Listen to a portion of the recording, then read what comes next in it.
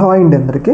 మనందరికీ తెలుసు, రీసెంట్గా వైసీపీ పార్టీ ఒక కీలక నిర్ణయం తీసుకుంది. ఆ నిర్ణయం ఏంటి అంటే, ఏదైతే కూటమి ప్రభుత్వం అధికారంలోకి వచ్చి దాదాపు 1 ఇయర్ అవుతుంది కాబట్టి, ఈ 1 ఇయర్లో ఎన్నో పథకాలు అమలు చేస్తామని చెప్పేసి ఎన్నికల కన్నా ముందు చెప్పారు కాబట్టి, వచ్చి 1 ఇయర్ అవుతున్నా ఎలాంటి పథకాలు అమలు చేయలేదు కాబట్టి, ఏదైతే ప్రజలకి చంద్రబాబు నాయుడు గారు వెన్నుపోటు పొడిచారు కాబట్టి, వెన్నుపోటు దినం సంవత్సరం అయిన సందర్భంగా వెన్నుపోటు దినాన్ని అయితే వైసీపీ పార్టీ నిర్వహించడమే జరిగింది. అయితే ఈ వైసీపీ పార్టీ నిర్వహించిన వెన్నుపోటు దినంలో వాళ్ళు సోషల్ మీడియాలో కూడా చాలా పెద్ద ఎత్తున క్యాంపెయిన్ చేశారు. అలాగే గ్రౌండ్ లెవెల్లో ఏదైతే మాజీ ఎంపీలు, మాజీ మంత్రులు, ఎమ్మెల్యేలు వీళ్ళందరూ కూడా వైసీపీ వెన్నుపోటు దినంలో చాలా పెద్ద ఎత్తున పాల్గొన్నారు. రాయలసీమ, ఉత్తరాంధ్ర జిల్లాలు మనం చూసుకుంటే కోస్తాంధ్ర జిల్లాలో కూడా చాలా పెద్ద ఎత్తున ప్రజలు పాల్గొని ఏదైతే ఈ యొక్క వెన్నుపోటు దినాన్ని చాలా సక్సెస్ కూడా చేయడమే జరిగింది.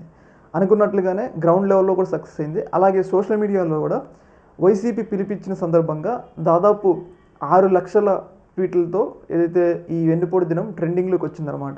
ఏదైతే సిబిఎన్ వెన్నుపోటు బ్యాగ్ స్టెప్పింగ్ అని చెప్పేసి, అంటే ఒక రకంగా సోషల్ మీడియాలో పూర్తి ఆధిపత్యాన్ని వైసీపీ పార్టీ కనబరిచిందనడంలో ఎలాంటి సందేహం అయితే లేదు. అయితే దీనికి వ్యతిరేకంగా, వెన్నుపోటు దినానికి వ్యతిరేకంగా అటు డిప్యూటీ సీఎం పవన్ కళ్యాణ్ గారు వాళ్ళు కూడా ఒక పిలిపించారు. ఏంటి అంటే, ఏదైతే నరకాసుర వధ, ఏదైతే రాష్ట్రాన్ని జగన్మోహన్ రెడ్డి చేతుల నుంచి రక్షించడం కాబట్టి, రక్షించి స్వాతంత్రం అవుతుంది కాబట్టి నరకాసుర వధ అని చెప్పేసి వాళ్ళు కూడా ఒక ప్రోగ్రామ్ని లాంచ్ చేశారు. ఒక ప్రోగ్రామ్ని ప్రారంభించారు ఏదైతే సోషల్ మీడియా వేదికగా.